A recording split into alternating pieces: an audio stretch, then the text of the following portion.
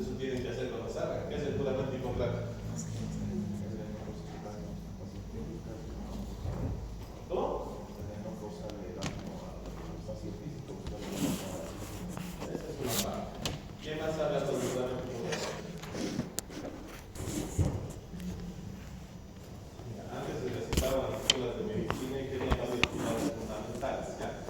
El principal era no hacer daño al paciente, ¿no? Por acción o inacción. Pero también se refiere, por ejemplo, a cómo tratar al colega, no cobrar al colega incluso que se ¿ya? Cómo tratar al paciente. Entonces, mucho de este reglamento hipotético venía en 4 partes, ¿no? El primero era la autonomía, es decir, el paciente tiene el derecho a decir no, ¿ya? Si el paciente no quiere que ustedes hagan un tratamiento, por más que ese tratamiento le vaya a salvar la vida, no lo pueden hacer, ¿sí?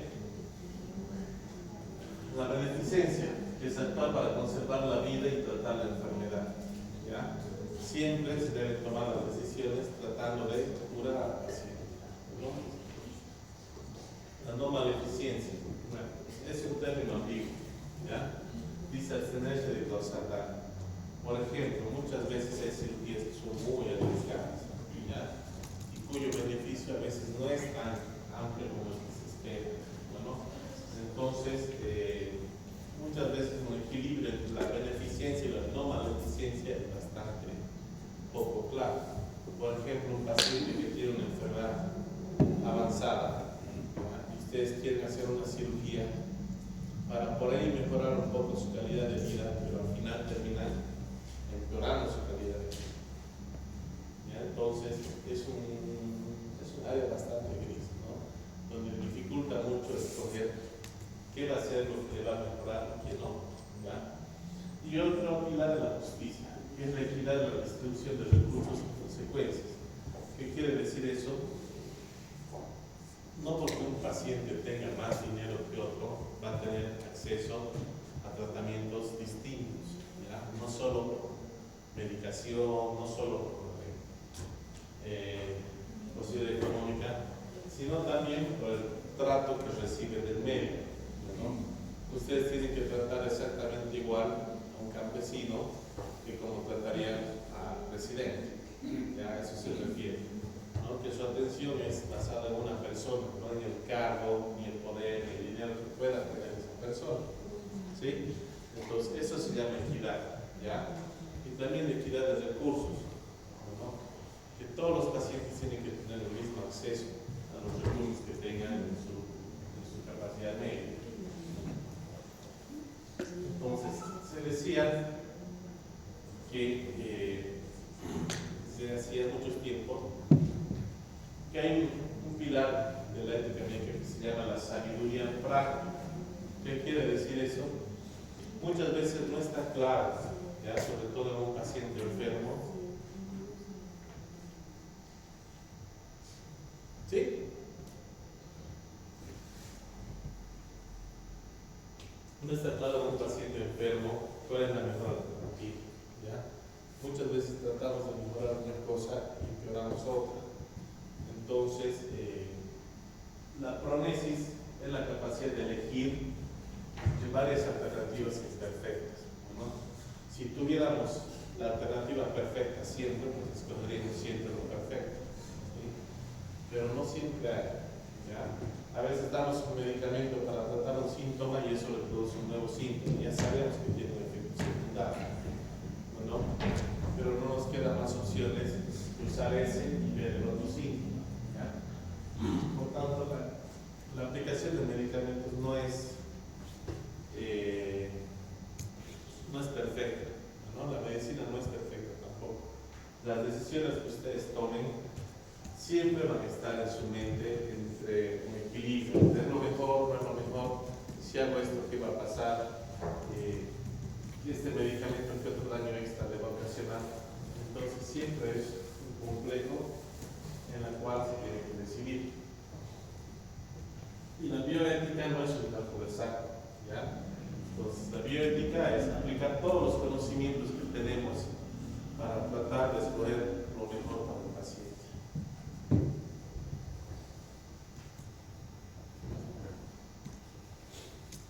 El consentimiento informado. Bueno, en 14, se dio el caso, lo suelto, ¿ya? Que establece el derecho fundamental que todo mundo sabe decir qué hace con su cuerpo. ¿A qué se refería esto? Había una paciente que iba a entrar a cirugía, ¿ya? El médico ingresa a cirugía, abre el abdomen y encuentran que su útero está infectado. Entonces el médico le había explicado a la paciente que tenía que explorar esa parte. Entonces al encontrar el útero infectado decide quitarlo, saca el útero. Y la paciente cuando despierta, al informársele que ya no podía tener hijos, inicia una demanda penal, hace un juicio. ¿Ya? Entonces este médico pierde el juicio porque el juez indica que el médico, si bien le había informado que tenía que operarle, en ningún momento le había pedido el consentimiento a la paciente para sacarle el útero. Entonces esto establece las primeras bases del consentimiento informado, ¿ya? Que inicialmente se llamaba consentimiento previo. Bueno, entonces esto queda ahí dando vueltas porque era un caso bien particular. Antes el médico como que decidía y hacía lo que veía en el momento, ¿no? Pero a partir de esto se sientan las bases del consentimiento informado. ¿Y qué quiere decir esto? Que hay que seguir estos 4 pasos, ¿ya? El primero es la capacidad. Entonces, primero, el consentimiento informado no puede ser firmado por cualquiera, ¿ya? Tiene que ser firmado por un representante legal, el paciente mismo, pero tiene que tener la característica de que sea mentalmente capaz. Por ejemplo, si tiene un abuelito que tiene Alzheimer, ¿él puede firmar su consentimiento para que lo operen de la vesícula? No, porque él no está plenamente consciente, ¿ya? Lo mismo ocurre con un niño. Si el niño tiene que entrar a cirugía, ¿quién firma el consentimiento? El padre o el tutor legal, ¿ya? El problema ocurre cuando, y esto empieza a cambiar un poco, cuando no hay nadie más. ¿Qué ocurre si el paciente llega a un accidente? Está solo y necesita una cirugía de emergencia. ¿Quién firma el consentimiento? ¿Se lo opera?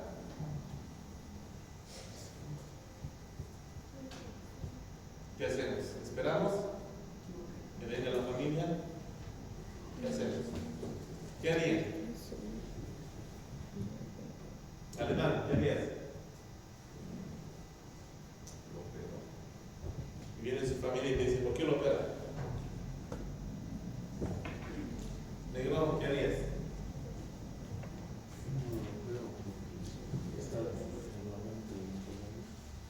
Chicas, ¿qué harían? ¿No lo operas?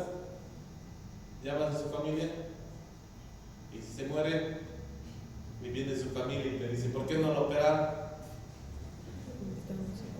Si viva bloqueada el teléfono de su mamá, ¿qué hacemos? Entonces, los pacientes sí se operan, ¿sí? Se operan y normalmente tienen que firmar esto una junta, ¿ya? Que es el asesor legal del hospital, el médico tratante, que tiene que justificar la emergencia, ¿no? Si el paciente viene con, no sé, desmayado o con algún dolor abdominal, que puede esperar, no lo operas, ¿ya? Lo diagnosticas y después buscas a la familia. Pero si ha venido por un accidente de tránsito y tiene un hígado sangrante y su vida está en riesgo, que es el principal apéndice de todo esto, sí se opera, ¿ya? Por la emergencia, ¿no? Información. Hay que detallar el diagnóstico, opciones y riesgos bajo el estándar de una persona razonable, ¿ya? ¿Qué quiere decir eso?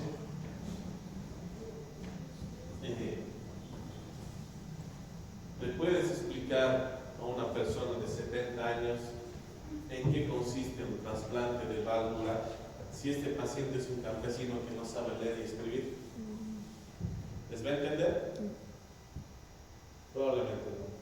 Sí, algunos sí, pero probablemente no les entiendan, ¿no?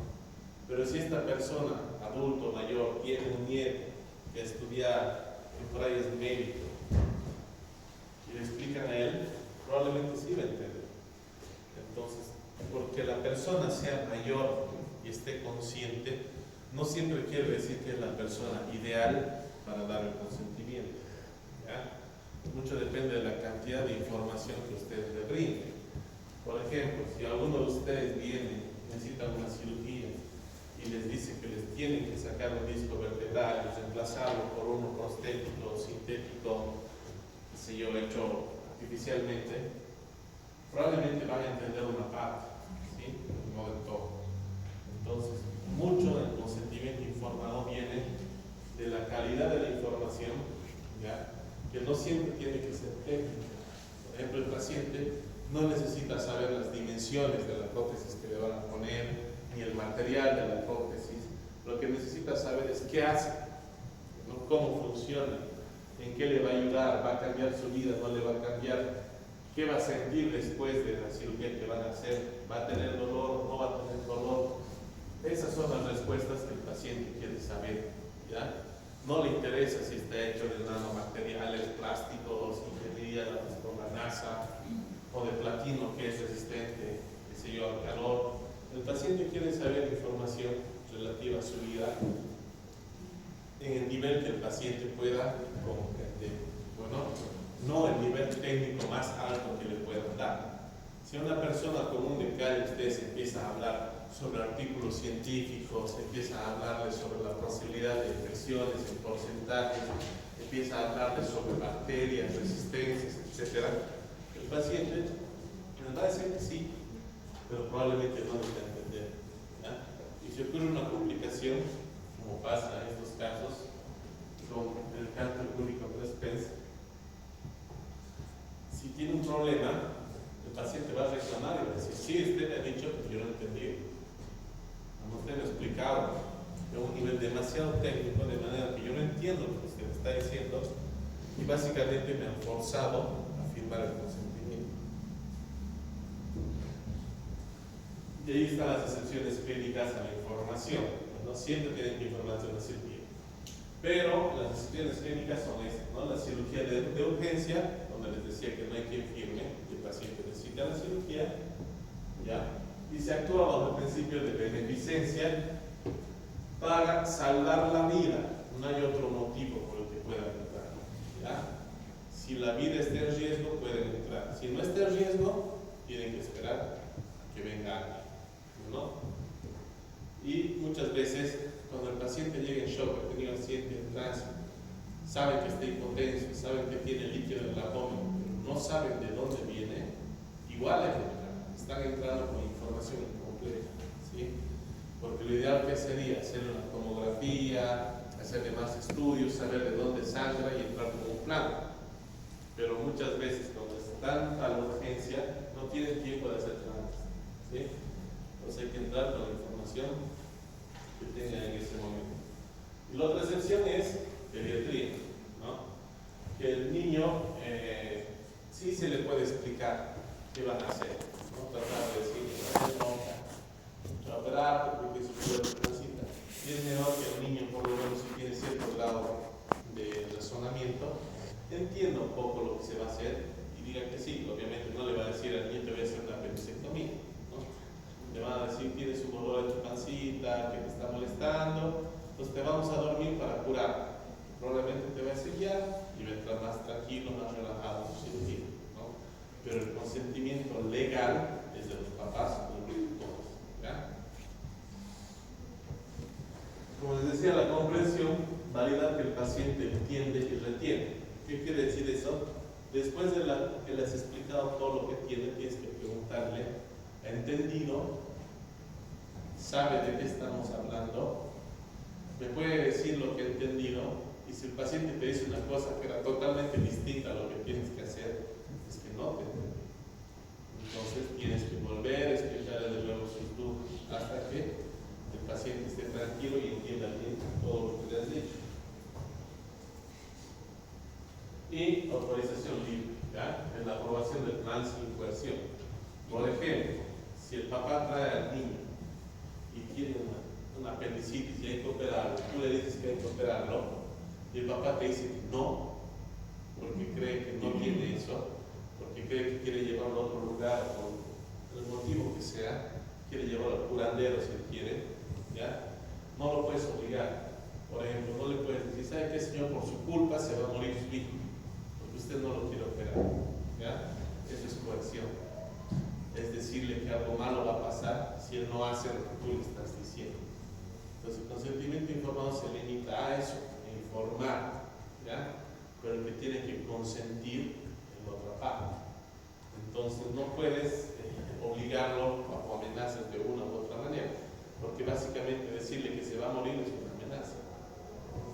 Entonces, no pueden hacer eso ustedes, ¿ya? Y hay límites para la autonomía, ¿no? Por ejemplo, hay algunas formas, ¿ya?, para prevenir que cuando los pacientes no tengan esa autonomía en el futuro, ellos puedan haber dejado por escrito lo que ellos querían. Por ejemplo, un paciente que tiene una enfermedad terminal que no tiene cura, ¿ya?, y que usted sabe que se va a ir degenerando de a poquito, y que en el futuro ya no va a poder decidir. Por ejemplo, tiene algún tipo de demencia, tiene algún tipo de cáncer terminal. Entonces, hay mecanismos para tratar de que el paciente pueda dejar sus deseos por escrito previamente a que llegue a un punto más avanzado. Entonces, por ejemplo, esos son los testamentos en vida, ¿ya? Ejemplo, instrucciones escritas anticipadas. Por ejemplo, yo digo, yo tengo una fibrosis quística pulmonar, es una enfermedad crónica, autoinmune, terminal, que poco a poco voy degenerando los pulmones, ¿ya? Y eventualmente no voy a poder respirar y me voy a asfixiar.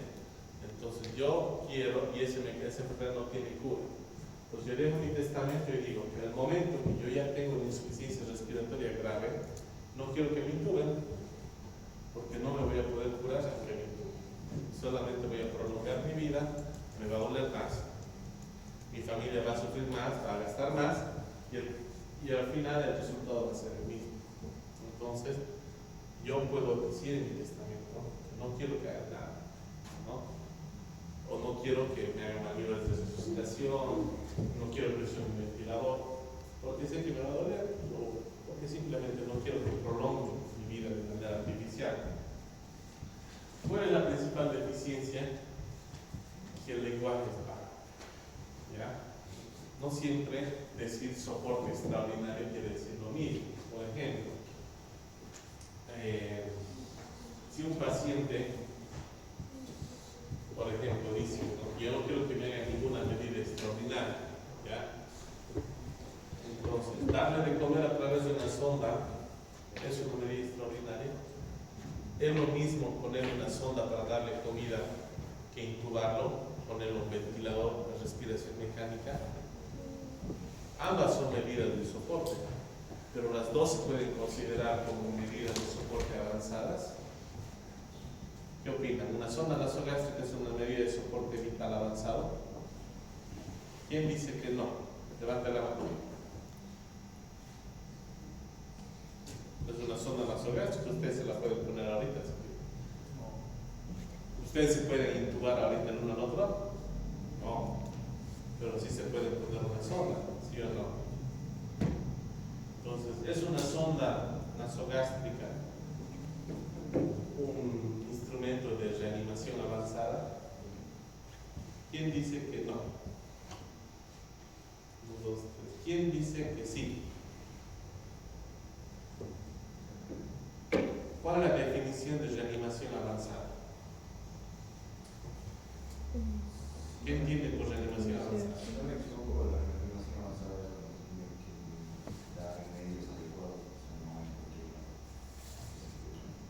Ya, medidas extraordinarias, más o menos. ¿Sí? Además,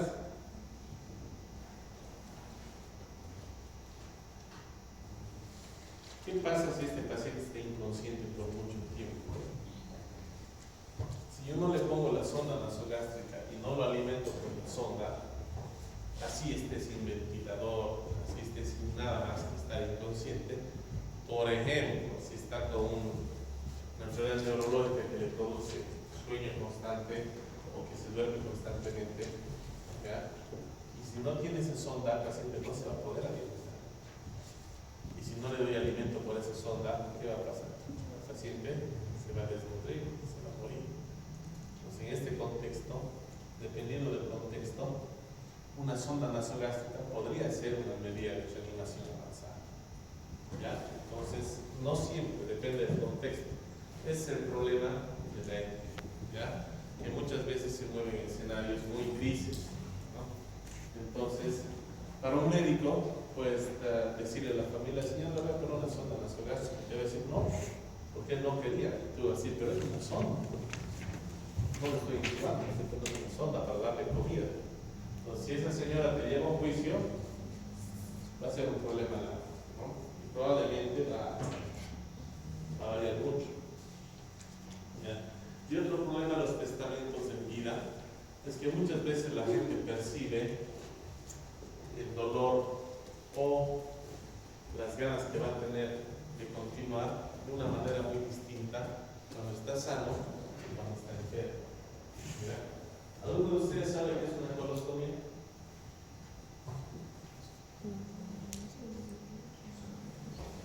En 3 clases hemos llevado lenguaje médico. ¿Qué quiere decir tomía? Ostomía.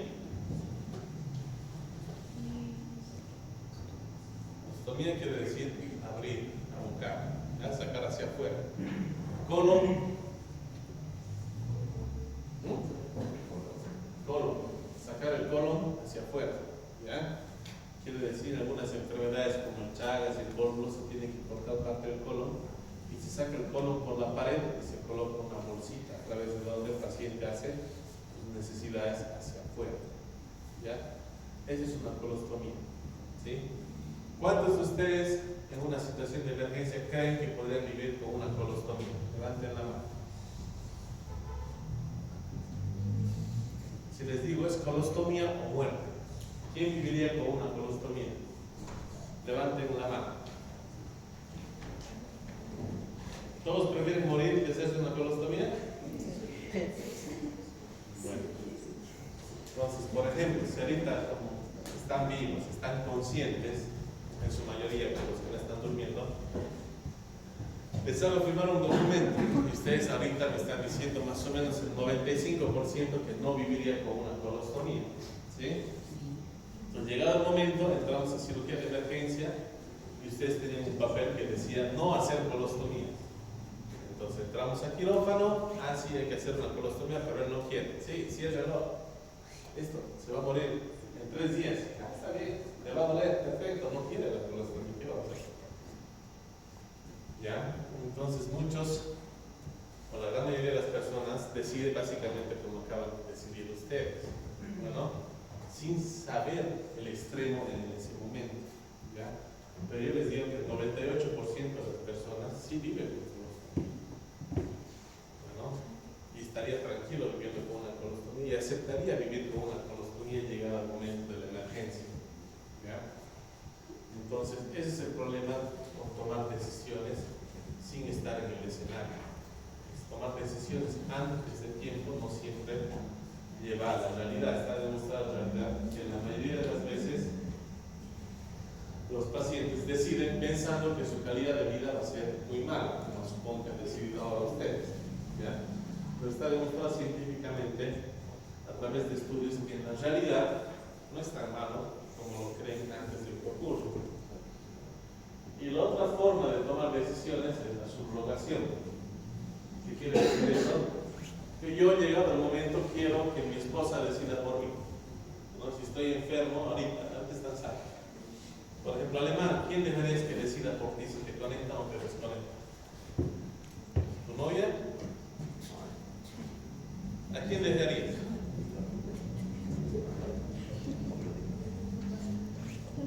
¿Ah? Tienes que dejar a alguien. Espere. ¿A quién dejarías? Con la que decida si te desconecta o no. Un abogado de confianza. Perfecto. ¿A quién dejarías? ¿A quién? ¿A qué decía? ¿A quién dejaría, chicas? ¿A tu mamá? ¿Por ahí las has hecho enojar?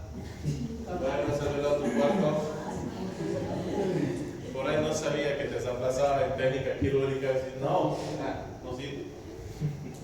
Bueno, entonces la subrogación es así, ¿ya?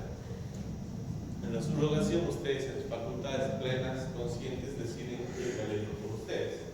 Y ahí vienen los problemas. Por ejemplo, si Pérez es millonario y deja que su abogado decida por él, probablemente su abogado va a ver la mejor manera de quedarse con su dinero y desenchufarlo lo antes posible. ¿Sí?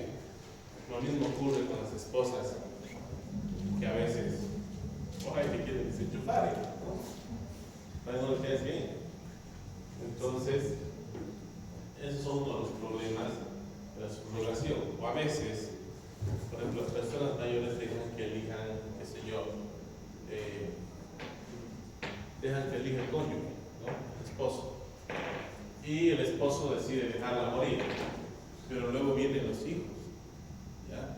Y los hijos pueden hacer un juicio y decir, no, mi mamá ya estaba enferma cuando ella ha dicho que el papá la dejó. Entonces hacen un juicio y pueden pedir revocar la subrogación, ¿ya? Entonces entran en un juicio y para lograr que les revoquen eso tendrán que demostrar que el paciente ya tenía síntomas avanzados de su enfermedad y que no podía decidir por sí mismo, ¿no? Y que ha sido inducido o que ha sido de alguna manera obligado a firmar esa subrogación, ¿sí?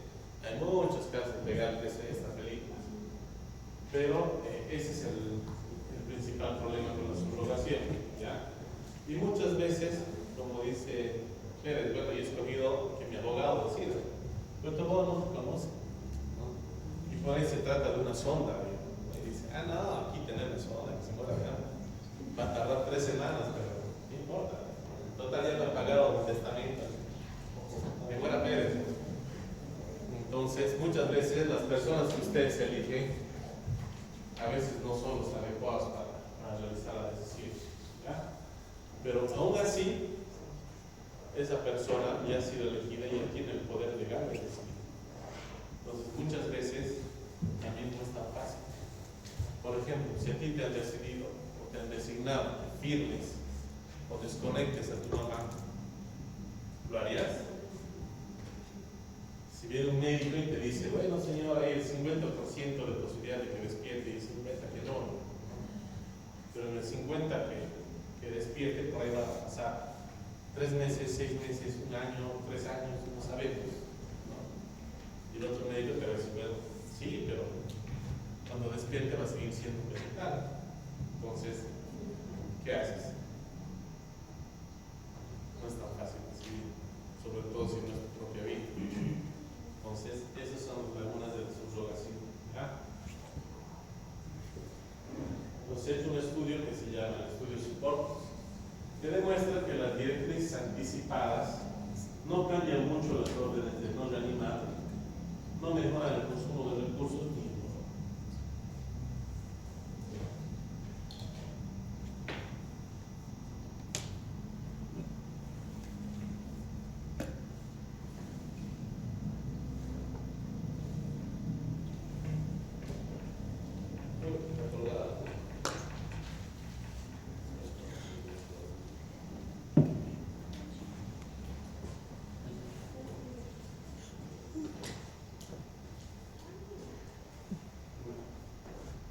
Hay otra cosa que se llama el retiro del soporte vital, ¿ya? Entonces, y el doble P, por ejemplo. El acto que se realiza no debe ser intrínsecamente malo. Si tienen un paciente que tiene dolor extremo, ¿ya? O que tiene cáncer terminal, darle morfina sería algo malo, dar un calmante. ¿Qué opinan? Si le duele mucho, ¿le daría morfina? A un paciente que le duele, ¿es bueno darle calmantes? Sí, si le duele. ¿Ya? Ahora, la secuencia quiere decir que el efecto bueno, que es el alivio del sufrimiento, ya se produce directamente por la acción, ¿no? Si a alguien le duele, voy a hacer algo para que no le duele. Voy a dar un calmante, ¿ya? ¿Cuál es tu intención? Quitarle el dolor, que se sienta mejor. ¿Y cuál es la proporcionalidad? ¿Ya? El alivio del sufrimiento que compensa el riesgo de acortar la vida. Por ejemplo, si ustedes usan una ampolla de morfina, está bien. Si usan dos, no tanto, porque ya tiene el riesgo de sufrir insuficiencia respiratoria, puede morirse. ¿Ya?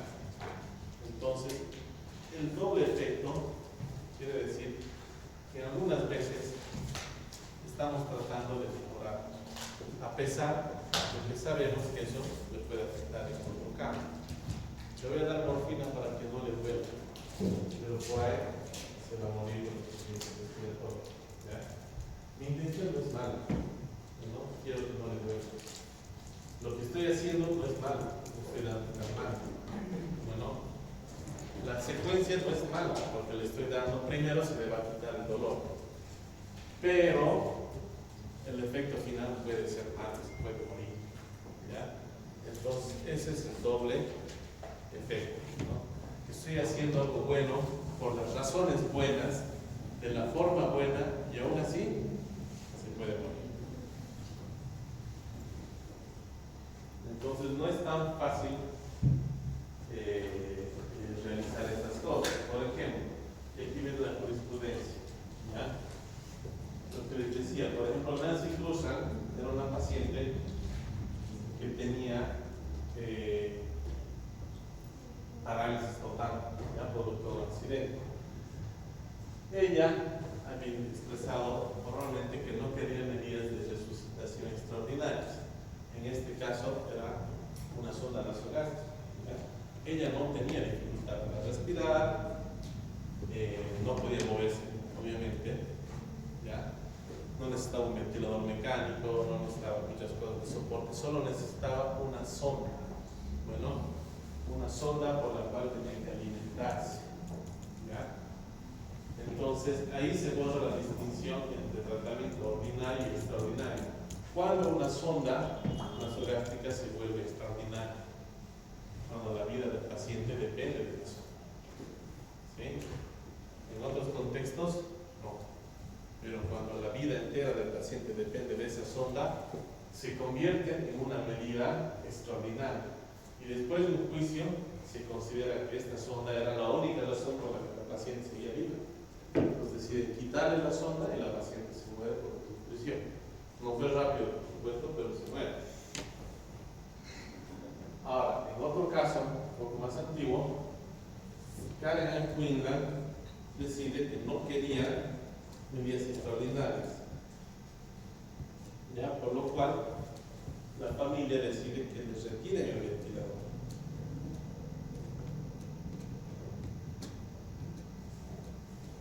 Entonces, al momento de retirar el ventilador, obviamente la paciente muere.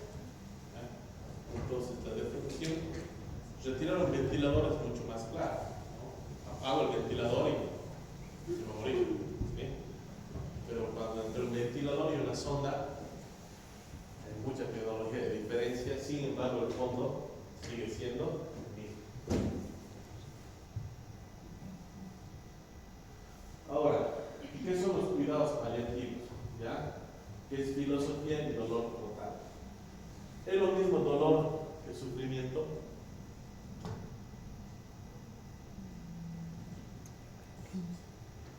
¿Qué es dolor?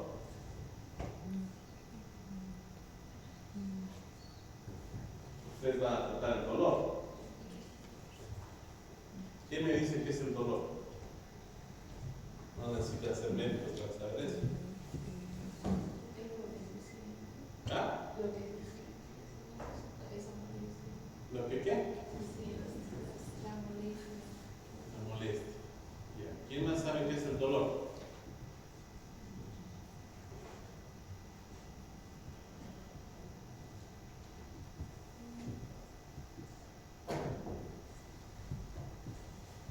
¿Ahí? ¿Qué ¿Qué es el dolor de cabeza?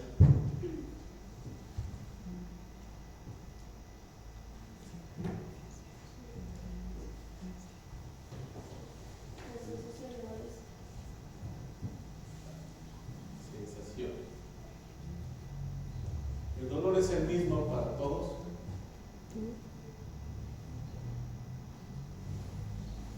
Si yo te golpeo con un bat a la misma velocidad, en el mismo lugar, a cada uno de ustedes, ¿el dolor es el mismo para todos?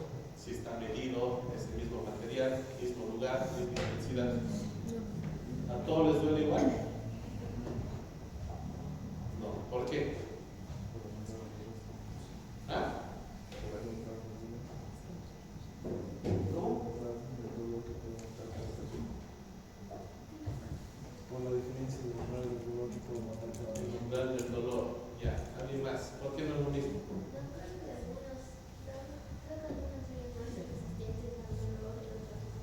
Ese es umbral del dolor. ¿Quién tolera más? ¿Por qué? ¿Qué más?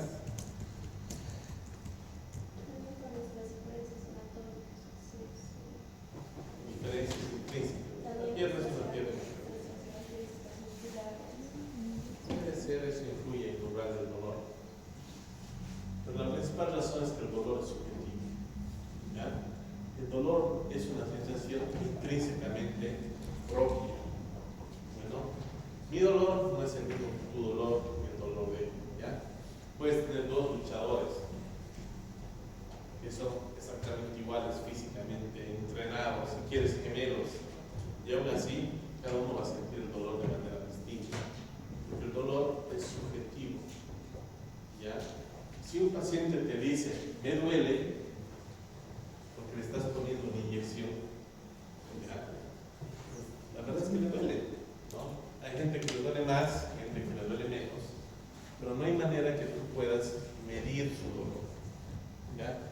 Ese es un problema de la medicina. No podemos medir el dolor de manera con números. Por ejemplo, no es que yo pueda medir el dolor como le mido la presión.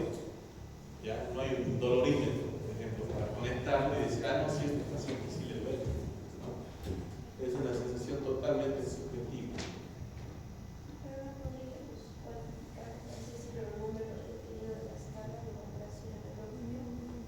La escala de valoración analógica, EVA, es subjetiva. ¿Cómo funciona el EVA?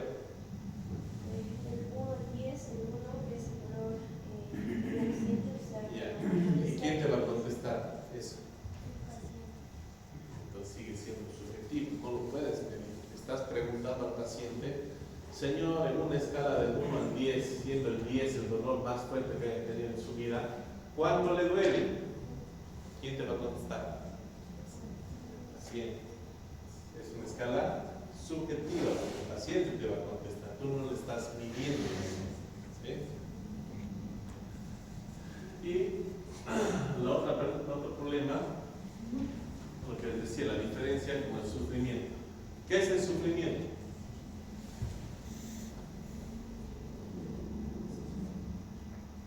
¿Dolor y sufrimiento es lo mismo? ¿Puedes sufrir sin dolor? Sí. ¿Te puede doler sin sufrir?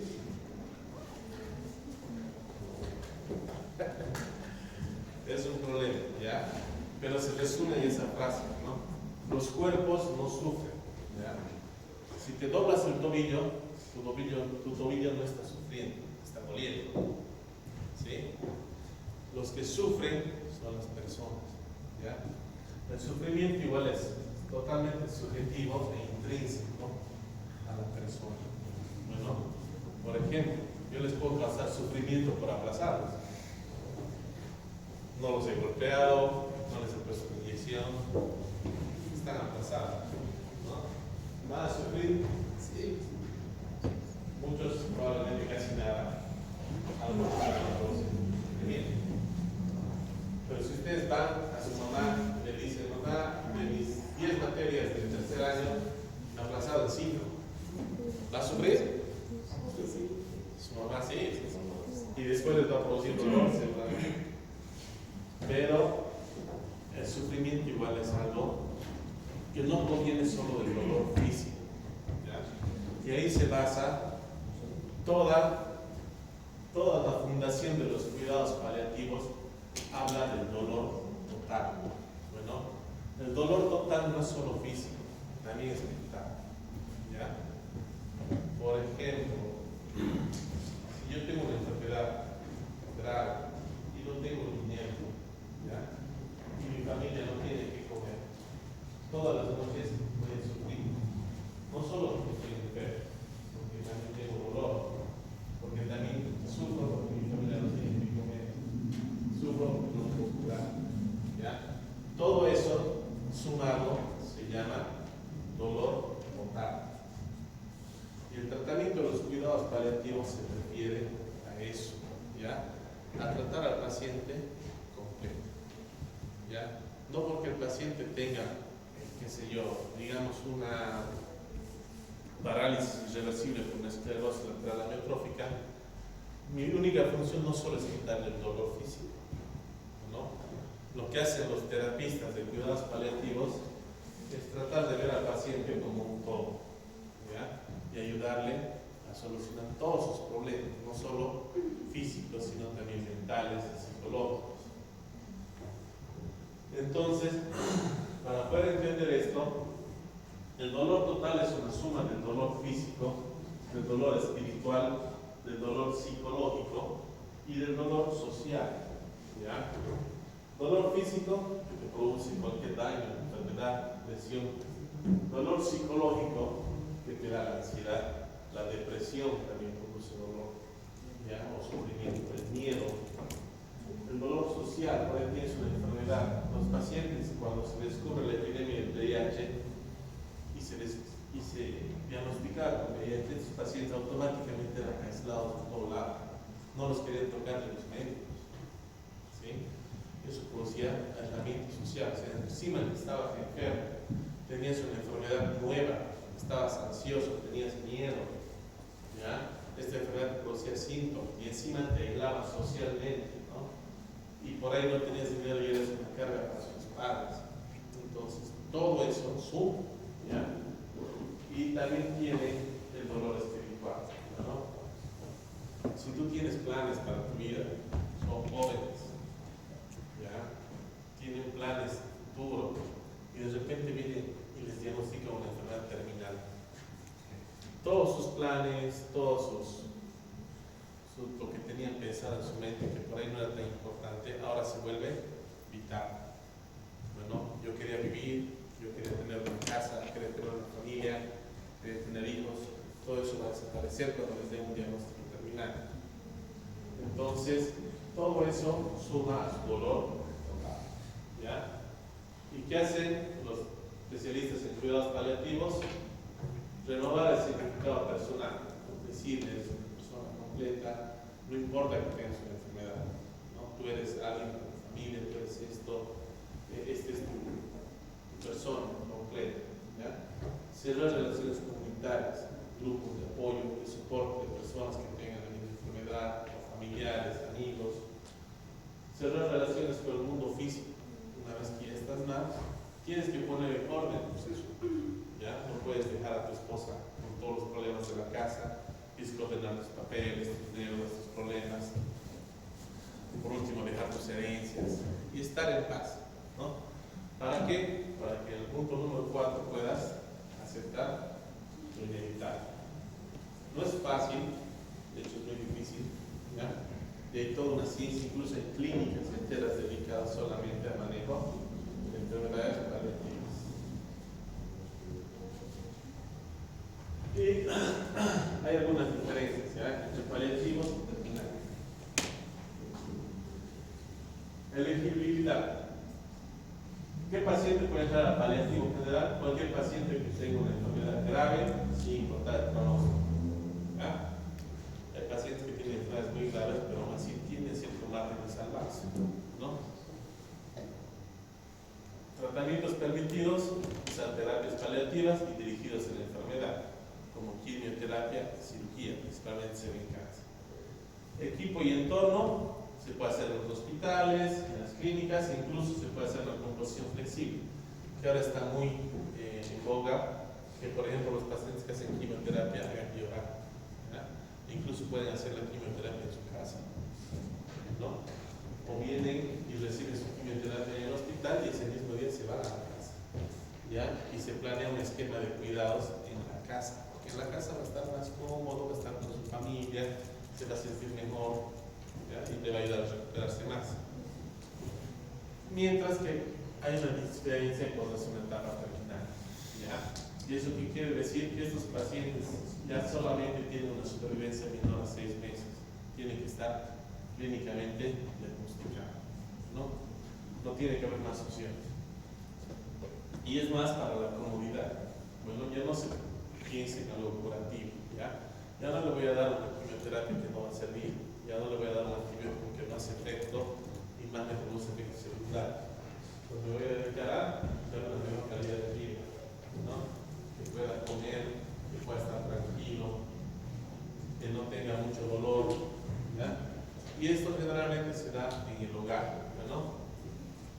Y requiere un equipo interdisciplinar, ¿no? Mejor si tiene una enfermera que está con él, si tiene una trabajadora social que está viendo su situación general, tiene un médico e incluso si tiene aquí dice capellán, pero puede ser un apoyo espiritual, ¿no? De cualquier tipo, es un capellán de su religión. Capellán es una manera fácil de decir cura.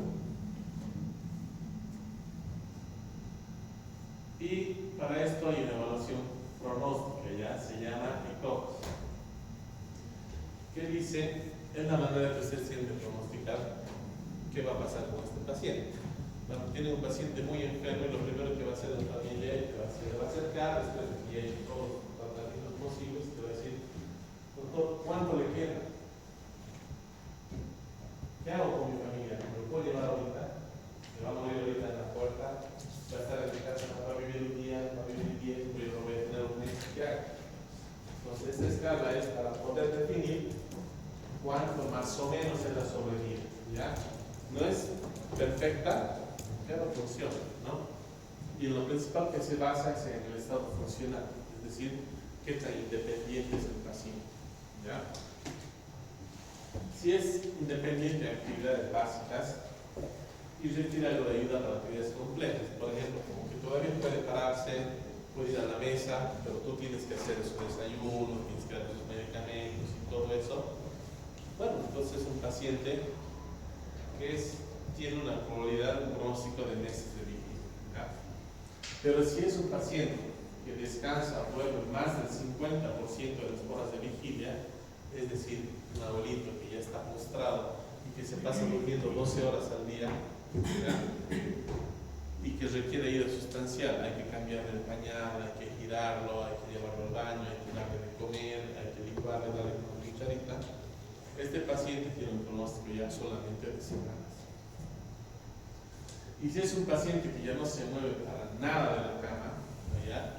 O está en su silla de ruedas el 100% del tiempo, que es totalmente dependiente, que no se mueve, que no habla, que no camina, que no se puede alimentar solo, ¿ya? Que no puede ir al baño solo, que no puede moverse solo, es un paciente 100% dependiente, y este paciente probablemente solo le quedan días.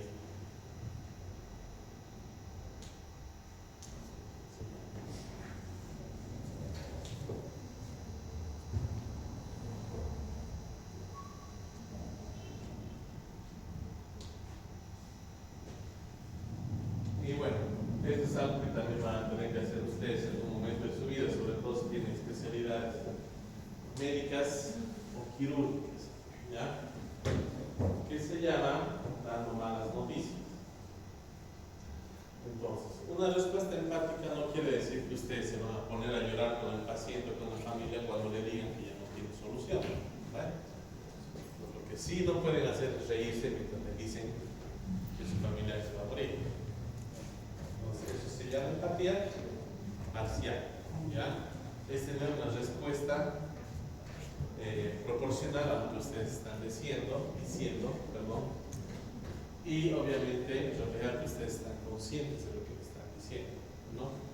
No puede venir el paciente o el familiar y decir, ¿cómo está? Papá está muerto. Listo, ¿no? No, sí, ya se va, digamos, vaya a comprar el cabrón.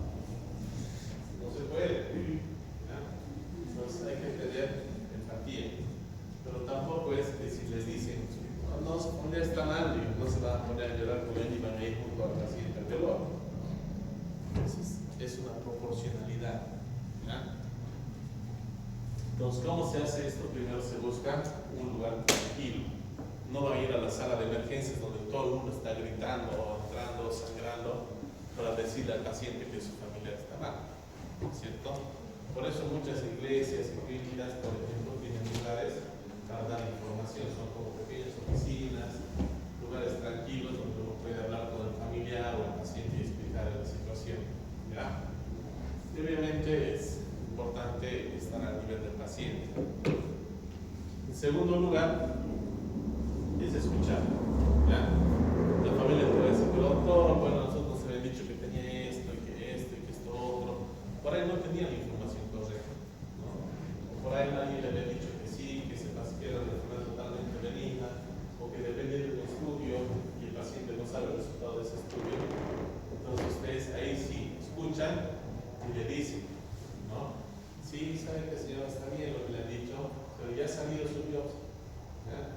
Entonces el resultado de su biopsia es este y es un cáncer terminal. O entonces por eso es importante que ustedes escuchen lo que también la familia tiene que decir. ¿Ya? Alerta. Entonces, antes de que le digan alentar al paciente, no es que entra, ¿cómo estás? ¿Qué van a estar así? Bueno, solo tengo una cosa que decirle, que su programa está mal, ¿no? Entonces, probablemente va a haber choque. Entonces, si me dice, señora, tenemos un problema, tenemos que conversar, hemos tenido sus hallazgos, tengo malas noticias para usted, también esto, o sea, tiene que ser gradual. No hay terapia de shock en esto, ¿no? Posteriormente viene el silencio, que muchas veces es necesario darle tiempo de silencio al familiar o al paciente para que pueda absorber la noticia. No es que termina la noticia, se levanta y se va, ¿no? Hay que permitirle ese tiempo para que el paciente pueda recibir el golpe, más o menos, ¿no? Y que pueda asimilar. Algunos pacientes lloran, algunos pacientes se entran en shock, algunos no lo ven. Y al último, ¿ya? Pues prometerle, no le puedes prometer que se va a curar, ¿sí?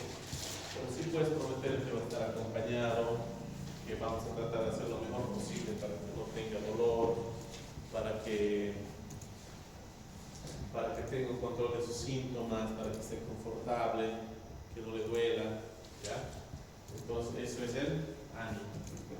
Entonces la mayoría de las demandas médicas que existen en el mundo se dan por una mala comunicación entre el médico y el paciente o el médico y los familiares, ¿ya? Y la mayoría de las veces es porque el médico tiene que darle una mala noticia y no lo realiza de una manera correcta, ¿no? La noticia está ahí, el paciente tiene un problema, ¿ya? Pero si ustedes no tienen la empatía suficiente para comunicarle de manera correcta que tiene ese problema, probablemente el paciente se va a enojar y el fruto, el objetivo de ese va a ser ustedes y van a terminar demandando, ¿no? Y otra cosa es el síndrome de pérdida inminente, ¿ya? En las últimas 48 a 72 horas de vida ocurren ciertas cosas que ustedes no van a poder decir, quiere decir que ese paciente ya no está bien, ¿no? Para que ustedes puedan tomar ciertas precauciones, también alertar a la familia, sobre todo en entornos donde el paciente, por ejemplo, está en la casa o donde ya está en el hospital, pero ya está mucho tiempo, tiene enfermedades crónicas, etc., ¿no? Entonces va por fases, ¿ya? La primera fase es la sensorial cognitiva. ¿Qué ocurre? El paciente empieza a dormir más, ¿no? Está más tiempo inconsciente, ¿ya? Empieza a desorientarse, tiene periodos en que los reconoce y periodos en los que ya no, ¿no? Y a veces pueden tener delirios, pueden perderse y pensar que está en otro lugar, ponerse agresivos, luego ponerse tristes, luego ponerse felices. Después pasa a una fase gastrointestinal, ¿ya? Donde el paciente ya no quiere nada, ya no quiere tomar agua, ya no quiere líquidos, ¿no? Tiene mucha secreción y muchas veces como está deshidratado, pues le da muchos fluidos y eso es peor, que va a tener más secreciones y va a querer menos todavía. ¿Ya? La tercera fase, que es la respiratoria, que es cuando el paciente ya no tiene esa fuerza para poder botar el moco, las secreciones, empieza a tener respiraciones estruendosas, sonoras. ¿Ya?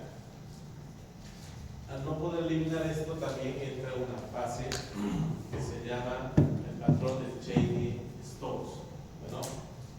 Que es una taquipnea progresiva. El paciente respira cada vez más rápido y posteriormente llega a una apnea, ¿ya? Es decir, que hace ya respiraciones largas, ¿ya? La respiración de Chaney-Stokes es patológica y solo aparece al final de la vida, ¿no? Son periodos de apnea prolongados, ¿ya? Hasta que eventualmente el paciente deja de respirar. Y la última fase, la fase circulatoria, que es la inestabilidad vascular, donde ya el paciente se pone morado, básicamente, ¿no? Sus venas se ponen congestivas, sus extremidades se ponen frías, marmóreas, y eventualmente hay una falla cardiorrespiratoria y el paciente entonces.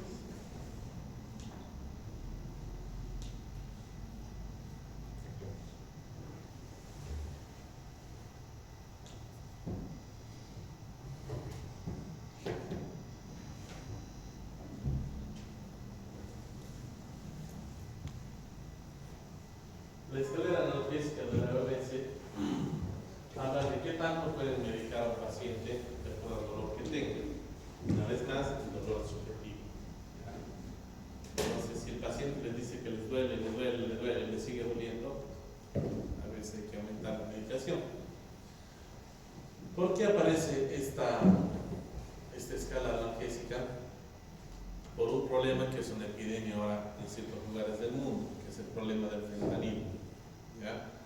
En Estados Unidos antes se medicaba a los pacientes con medicamentos muy fuertes, ¿no? Como la oxicodona, ¿ya? La hidrocodona o derivados morfínicos que eran altamente adictivos y se los daba de entrada. Tú llegabas a la emergencia y tenías un esguince de tobillo y te daban morfina o el oxicodona, ¿ya?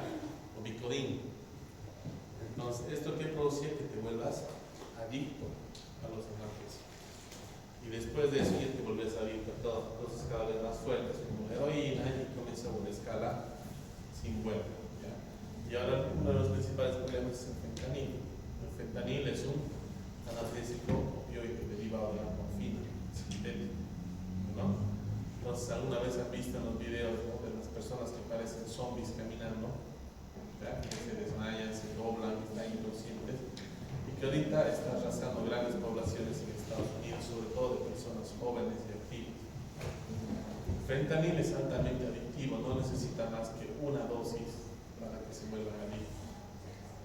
Una vez que se vuelven adictos, no pueden dejarlo de consumir, y es una adicción muy difícil de salir, ¿ya? Entonces, por eso, después de que identifican que había esta adicción excesiva por culpa de prescripción de analgésicos fuera de lo normal, ¿ya? Porque venías con dolor y a mí me dices, toma una morfina y desaparece, no vuelvas a la emergencia hasta que te duele el cerebro. Entonces era más fácil desligarse del paciente, ¿no? Entonces, por eso surge la analgesia en escalón.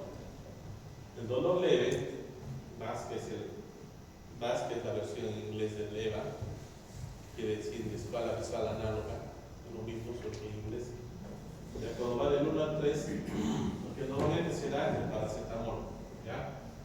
Máximo 3.200 miligramos en 24 horas.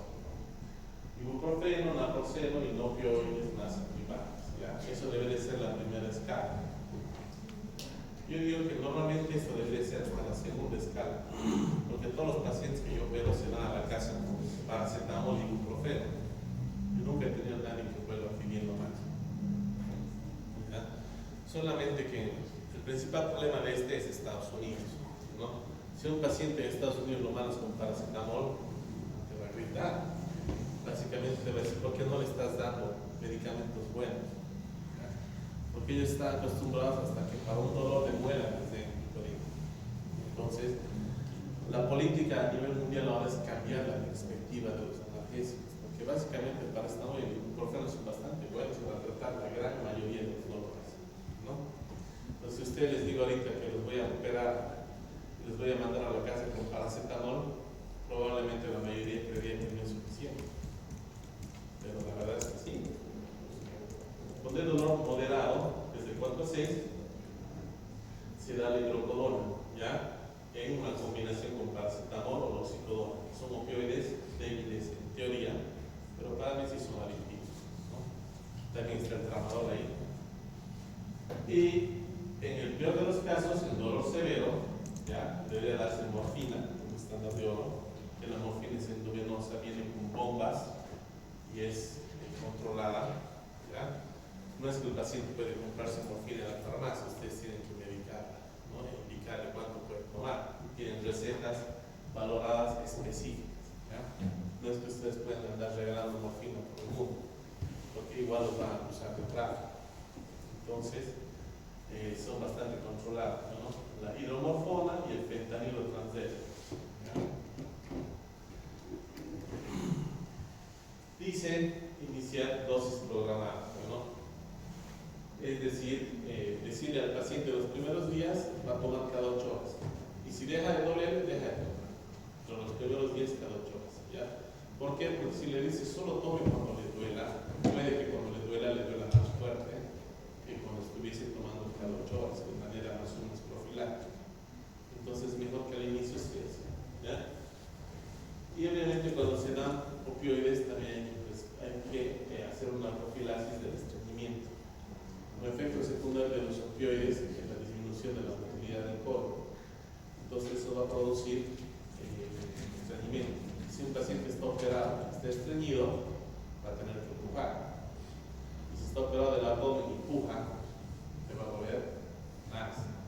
Y si le duele más, va a necesitar más calmantes. Entonces la mejor manera de hacerlo es, si ya le vas a dar opioides, dale también un laxante suave, con leche de magnesia o algún ablandador de esos para que no tenga molestias y te evites darle más medicamentos.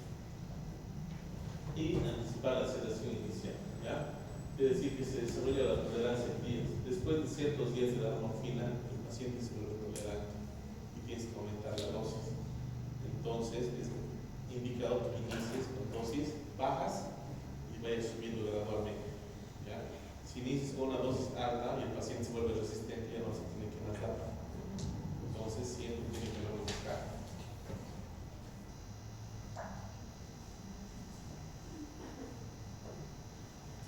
Y los síntomas no relacionados con todo, ¿no? Si el paciente tiene disnea, ¿ya? Se puede dar opioides, ¿no? Que reducen la taquipnea 15 a 20. Hay que darle oxígeno. Si tiene delirio, hay que darle a veces medicamentos para bajar el delirio, ¿no? Como el haloperidol, ¿ya? Si un paciente está delirando y todavía está más o menos activo, puede volverse agresivo, se puede lastimar el mismo, puede dañarse, puede cortarse, puede morderse la lengua, ¿ya? O puede dañar a las personas que están cuidando, puede agredir a una enfermera, a su familiar, ¿ya? Y precaución, ¿no? Por ejemplo, los ancianos, el exceso de benzodiazepinas puede exacerbar la agitación. Si a un anciano le das demasiado midazolam, se va a poner loco. Ya existe un asilo para empezar a pelear con sus compañeros. Si quieren terminar la clase, chicas, pueden irse. Toda la clase estoy bien, entonces. Si tienen problemas con la clase, pueden retirarse. Si no quieren estar aquí, porque tus compañeros están atendiendo y no van a perder el tiempo haciendo clases. Entonces, si tienen algo que decir, díganlo. Y si no están cómodos con la clase, pueden irse. Ya llamó lista, pueden retirarse.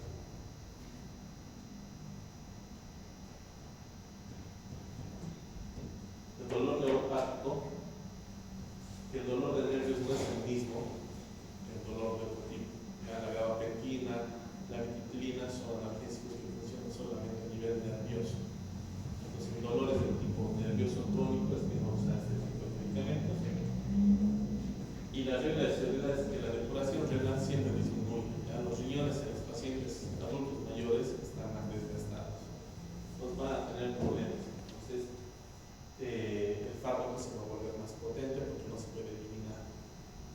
puede eliminar, hay que tener cuidado, ¿no? Porque si interrumpen de golpe los opioides, le va a dar una abstinencia. El síndrome de abstinencia produce agitación, insomnio, vómitos, diarrea, alteración neurológica y sufrimiento. Una vez han visto un adicto que está en abstinencia, tiembla, vomita, suda, le da fiebre. Entonces no quiere eso para un paciente que no es un adicto, sino que es un paciente que estaba recibiendo medicamentos y ustedes se los están quitando de golpe.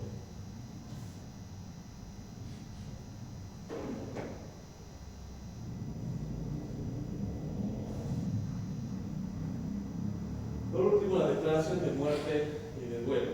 ¿Ya? Alguna vez han visto noticias donde dicen, ¿no?, que el paciente estaba muerto y despertó en su funeral, ¿no? El paciente que creía que estaba muerto despertó en la clínica. Bueno, eso es porque no se toma en cuenta estos parámetros. ¿Ya? Para que ustedes puedan decir que un paciente está muerto, tiene que tener las siguientes cosas: ausencia de pulso y respiración, ¿ya? Pero tiene que estar bien demostrado. Que ustedes no puedan sentir el pulso no quiere decir que no lo tienen. Bueno, pacientes que tienen presiones extremadamente bajas, sobre todo si están en shock, muchas veces no se siente el pulso periférico y hay que hacer algunos estudios un poco más avanzados. Por ejemplo, si está en un ambiente hospitalario, ahora no pueden hacer una declaración de muerte si no tienen un electrocardiograma, nada, ¿ya? Que no haya nada de actividad en el electrocardiograma. Eso certificaría la ausencia de pulso, ¿no? Respiración tiene que estar en apnea total, ¿ya? La respiración de Cheyne-Stokes, después de cierto tiempo, cuando entra en apneas prolongadas, puede estar en apnea casi 40 segundos. Ustedes pueden creer que ya no está respirando y de repente es una respiración profunda, fuerte. Pupilas fijas y piel seria, cuando la estimulen con la luz, el paciente no tiene que responder, ¿ya? Incluso hay una prueba con un hisopo, que le pasa un hisopo por las pupilas a ver si responde. Lo normal sería cerrar los ojos, ¿no? Que eso igual es relativo, porque hay pacientes que están con sobredosis de opioides, con sobredosis de medicamentos, en los que pueden tener pupilas congeladas, ya sea midriasis o miosis. La polifilotermia gradual y la relajación de esfínteres. Ya no hay paciente que esté muerto que no haya relajado esfínteres, ¿no? Tiene que orinarse y tiene que indicar lo normal en un paciente que muere. Y el protocolo de hipotermia. Si un paciente ha estado con mucha exposición al frío y está hipotérmico, no se lo puede considerar muerto hasta intentar un recalentamiento agresivo. ¿Por qué? Porque la hipotermia produce dos cosas: bradicardia severa, ¿ya?, que por ahí su pulso va a ser tan bajito que va a ser casi imperceptible, hipotensión, y produce taquipnea severa, ¿ya?, que muchas veces es reversible si lo calientan al paciente. Bueno, en cambio, si solamente hacen maniobras de reanimación sin calentar al paciente, no va a salir de eso y probablemente va a morir. Pero si eventualmente se calienta, puede que recupere esa función. Entonces no se puede considerar un paciente que está en hipotermia severa muerto hasta que no hayan hecho un recalentamiento agresivo. Ya, recalentamiento agresivo quiere decir, por ejemplo, ponerle vías con soluciones calientes, mantas térmicas, ¿ya?, todas las opciones posibles para poder subir su temperatura. Y el duelo, que es la experiencia interna de pérdida por la muerte o declinación funcional prolongada. El luto, que es el proceso de adaptarse. Y el duelo profesional, que también es importante, ¿ya? Muchas veces las personas que están cuidando al paciente también tienen duelo, ¿no? Y es parte del burnout, ¿ya? Si tienes una profesión, si eres un oncólogo, ¿ya?, oncólogo quirúrgico, la mayoría de tus pacientes se van a morir, eventualmente hagan lo que hagas, ¿no? Entonces eso a veces lleva a algo que se llama el burnout, que es el desgaste, se queman los profesionales, se cansan, ¿ya?, de ver pacientes que una tras otra se mueren, ¿no? O pacientes, por ejemplo, gente que trabaja en los asilos, que son cuidadoras de personas mayores, se encariñan con esas personas nuevamente fallece, viene uno nuevo, fallece, viene uno nuevo, fallece, viene uno nuevo. Entonces esas personas también tienen cierto grado de duelo, ¿ya? Y experimentan duelos profundos, ¿no? O los mismos cirujanos, ¿no? Esas cirugías complejas, esperas que todo vaya bien y todo va mal, ¿ya? Y muchas veces no hay explicación, simplemente es una falla del paciente. Le hacen un trasplante de corazón, está todo bien, el paciente es joven, el órgano es bueno, y aún así el paciente se muere, el corazón no late, ¿ya? Entonces, todas esas cosas pueden causar duelo no solo en el paciente, en la familia, sino también personalmente. Así vamos a llegar y en la siguiente clase vamos a hacer el trabajo práctico, ¿ya?